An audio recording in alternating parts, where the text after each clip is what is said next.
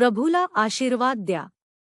त्याच्या साया कार्यांना, त्याच्या राज्यातील सर्व ठिकाणी प्रभूला आशीर्वाद द्या, ओ मेरी आत्मा. गुरुवार 22 जानेवारी 2026.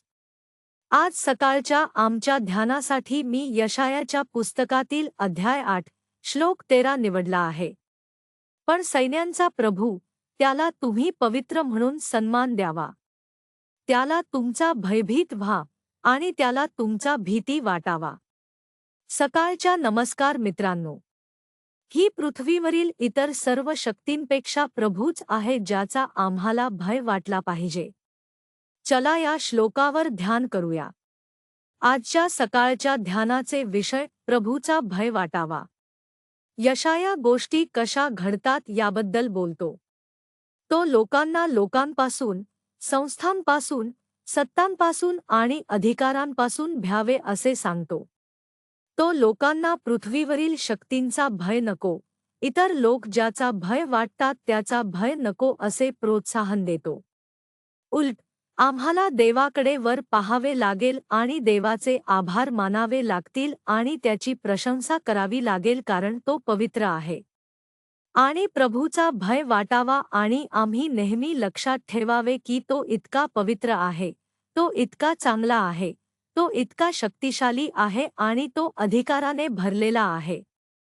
आणि प्रभूवर विश्वास ठेवणारा आणि त्याच्यावर भरोसा ठेवणारा प्रत्येक जण पृथ्वीवरील लोकांचा किंवा त्यांच्या शक्तींचा, त्यांच्या दर्जाचा, त्यांच्या अधिकाराचा भय नको. कारण ते फक्त मर्यादित आहेत, ते देवाच्या शक्तीसमोर निर्बल आहेत. म्हणून या श्लोकात तो तरुण आणि वृद्ध प्रभूचा भय वाटावा आणि इतर काही नाही असे सांगतो. मित्रांनो, आमच्या जीवनाच्या प्रवासात आम्हाला नेहमी अशी परिस्थिती भेटली आहे जिथे आम्हाला पृथ्वीवरील शक्तींचा भय वाटावा लागतो. अन्यथा आमचे काम धोक्यात येऊ शकते, आमचे आर्थिक धोक्यात येऊ शकते, आमच्या परिस्थिती धोक्यात येऊ शकते. पण आम्हाला करावे लागेल ते म्हणजे प्रभूचा भय वाटावा आणि इतर काही नाही. जेव्हा आम्हाला अनेक लोकांविरुद्ध उभे राहण्याची संधी मिळते तेव्हा आम्हाला उभे राहावे लागेल. कारण आम्हाला जगाला सांगावे लागेल की सर्व काही येशूच्या शक्तीत अस्तित्वात आहे, सर्व काही आहे आणि सर्व काही असेल. आम्हाला भय वाटला पाहिजे ते आमच्या आजूबाजूच्या शक्ती, अधिकार आणि लोकांचे नाही. आम्हाला भय वाटला पाहिजे ते प्रभूचे कारण तोच आहे ज्याने आम्हाला निर्माण केले आणि सर्व काही निर्माण केले. आणि त्याच्याकडे आमच्या परिस्थिती रूपांतरित करण्याची शक्ती आहे.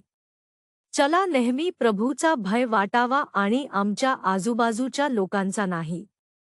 प्रार्थना. कृपाळू देवा, आमचे स्वर्गीय पिता, आम्हाला समजावून दे की जेव्हा आम्ही तुझा भय वाटतो तेव्हाच आम्ही वाढतो आणि रूपांतरित होतो.